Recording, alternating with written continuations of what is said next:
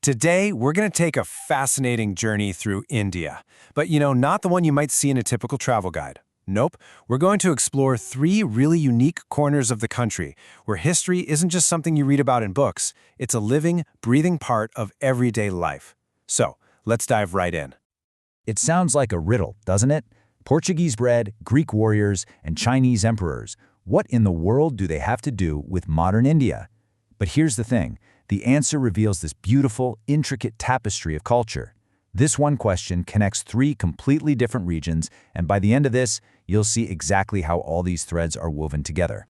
So, our first stop is sunny Goa. And we're going beyond the beaches because there's this tradition that's literally baked into the heart of its communities. It's this nostalgic taste of its colonial past that shows up fresh every single morning. At the center of this whole tradition is the pater. And you've got to understand, he was so much more than just a baker. In the tight-knit villages of Goa, the pater was the cornerstone of the community. I mean, a friend, a guide. His daily arrival was part of the rhythm of the day that brought everyone together. You can almost hear it, can't you? Not a horn, not a bell, but the very specific, jingling thud of his bamboo staff hitting the ground. For the kids in the village, that sound was basically the best alarm clock ever. They'd come running out, so excited for their daily treat. And what's so great is the baker really served the whole family. He had the regular loaves of bread for the adults, but for the kids, he brought these special, sweet bread bangles. It was just this small but wonderful part of a Goan childhood. And listen, this wasn't just some quaint little hobby. Baking was a seriously profitable business that could support families for generations. And even though the original Portuguese-era bakers are long gone, their kids and their grandkids are the ones keeping the fires of those old furnaces burning today. It's a living legacy. All right, so from the coast, we're now heading south to the misty hills of Coorg. This place is home to a fiercely independent people, famous for their bravery and, well, a pretty mysterious past. This one fact right here, it tells you everything you need to know about the reputation of the Corgi people, also known as the Kodavus. Their martial heritage is so deeply respected that they hold this unique privilege in all of India. It's a tradition that speaks volumes, and it continues to this day. So, this is the big question that's fascinated people for centuries. The Kodavas are really distinct, both physically and culturally, and there's one widely told legend that offers a pretty incredible explanation for where they came from.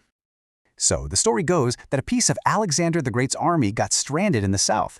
They couldn't make it back home, so they just settled in Coorg, married local women, and their unique traditions, from their warrior culture to their ceremonies, were passed down through the generations. And there's even some visual evidence that backs up these theories of a foreign connection. What you're seeing is the traditional Kurji coat, the kufiya. Now compare that to the kufiya worn by Arabs and Kurds. The resemblance is pretty striking, right? It just adds another fascinating layer to the mystery of their ancestry. And this legacy of bravery, it's not just a legend, it's a straight-up fact. The very first chief of the Indian Army after independence was a Corgi, General Cariappa.